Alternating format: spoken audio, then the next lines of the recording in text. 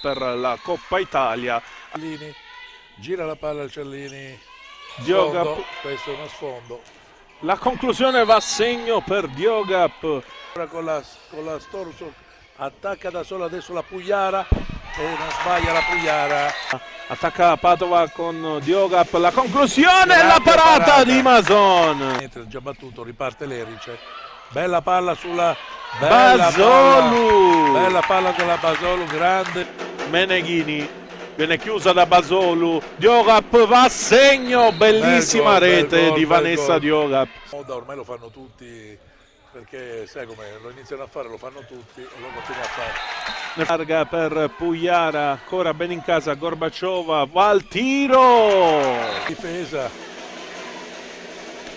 Prova Prela, andare a segno, ci riesce. Buco, la Merkic tirerà una cannonata. Ed è proprio così e va a segno Saveza Merkic. Nel primo tempo probabilmente terminerà così, prima frazione di gioco, Merkic contro Brock e la rete di Merkic. Nel primo tempo, attacco per Padova. Andrà subito al tiro e non prende la porta. E termina così il primo tempo con la conclusione Bevelin Inghirowa. Stanno cercando anche col doppio pivot di trovare paratona della Mason. Questo è un bel pallone, peccato. Bellissima lettura di Storusuk per Tarbuk, passaggio però è troppo veloce, corre Meneghini all'altro lato, il pallonetto e la rete del Padova. Si gioca anche col doppio pivot, va da sola la Merkic e non sbaglia. Dalla Storusuk al pivot proprio frontale, non c'era motivo di dargliela.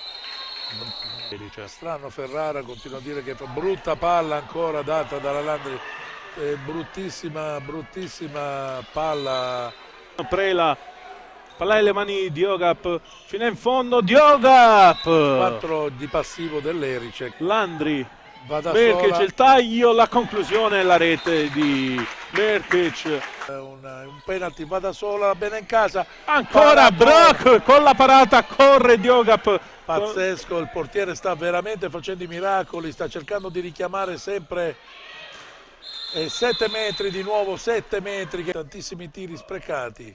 E Diogap va a segno, è diventata più complicata di quanto sembrava. Bel movimento e bella rete. Ha tolto la spina l'Erice.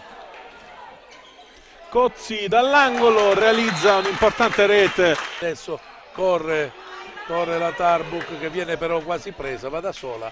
E va a segno e sigilla così il successo di Erice. 2 secondi al termine, finisce così il match fra Handball Erice e Cellini Padova.